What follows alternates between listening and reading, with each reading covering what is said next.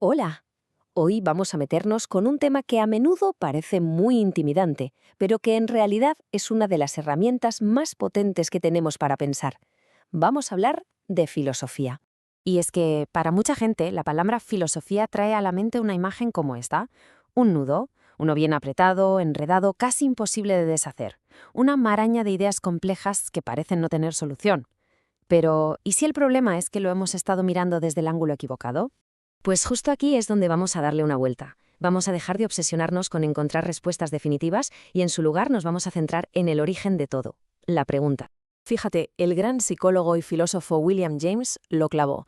Definió la filosofía no por sus respuestas, que al final casi siempre son provisionales, sino por la increíble capacidad que tienen sus preguntas para seguir vivas, para pervivir a lo largo de la historia. Vamos a explorar esta idea.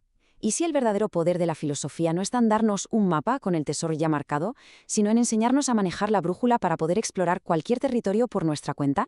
Y esto nos lleva al mismísimo corazón de la actividad filosófica, a esa capacidad de mirar algo que todo el mundo da por sentado y de repente atreverse a preguntar, oye, ¿y esto por qué es así? A esta acción se la conoce como problematizar.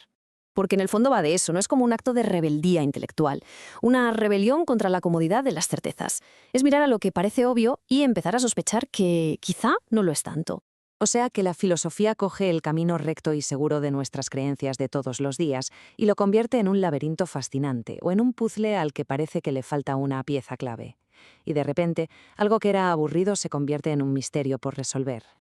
Vale, ahora vamos a profundizar un poco más. Vamos a analizar la pregunta en sí. Parece algo muy simple, pero en realidad es un mecanismo mental increíblemente complejo. Si nos ponemos un poco técnicos, vemos que una pregunta puede ser muchas cosas a la vez. Puede ser una declaración buscando que la confirmemos, una orden disfrazada, una simple petición, una especie de fórmula matemática a la que le falta un dato o, bueno, simplemente la acción misma de interrogar. Entender esto nos enseña que el simple hecho de preguntar ya va cargado de intenciones y de supuestos.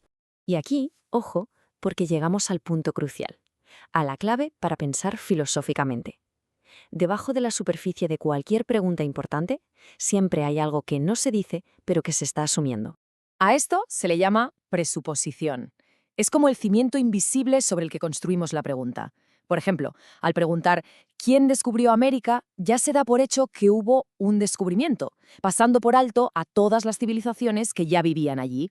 O, por ejemplo, si se pregunta ¿por qué los jóvenes ya no leen?, se está presuponiendo que no leen, y a lo mejor ese punto de partida es totalmente falso. Aprender a ver estas presuposiciones es una de las grandes lecciones de la filosofía. Claro, y esta habilidad para detectar presuposiciones nos lleva a una distinción que es fundamental, la que hay entre cómo pregunta la ciencia y cómo lo hace la filosofía. A ver, lo interesante de esto es el contraste. Las preguntas científicas buscan resolver misterios dentro de un sistema que ya aceptamos. Quieren datos, quieren saber cómo funciona el universo. En cambio, las filosóficas hacen algo mucho más radical. Cuestionan el sistema entero. No preguntan qué hora es, sino qué es el tiempo.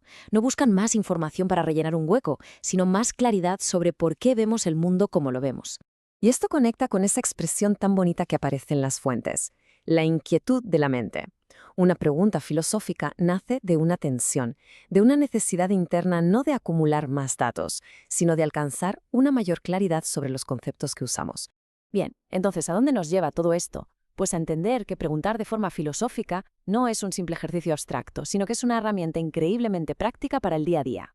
Es que la imagen lo clava. Es como si nos permitiera abrir el capó de nuestra propia mente y ponernos a mirar cómo funciona todo por dentro, como un engranaje mueve al siguiente. Nos permite, en fin, entender la maquinaria de nuestras propias ideas. Y los beneficios son muy concretos. Ayuda a detectar esas creencias que damos por buenas sin ni siquiera darnos cuenta. Nos obliga a mirar los problemas desde ángulos que habíamos ignorado por completo. Nos fuerza a definir qué es lo que creemos de verdad. En resumen, es una forma de cavar mucho más hondo en lo que ya creemos saber. Y esta es la idea final, quizá la más importante. A lo mejor el valor de la filosofía no está siempre en encontrar la salida del laberinto, sino en disfrutar del proceso de explorarlo, de ir iluminando cada rincón oscuro y, sobre todo, de llegar a entender el propio laberinto. Así que para terminar, dejamos una pregunta en el aire, una herramienta para empezar a usar esta habilidad ahora mismo. Pensemos en una sola cosa que demos por sentada, una de esas certezas vitales. ¿Qué pasaría si empezáramos, hoy mismo, a cuestionarla?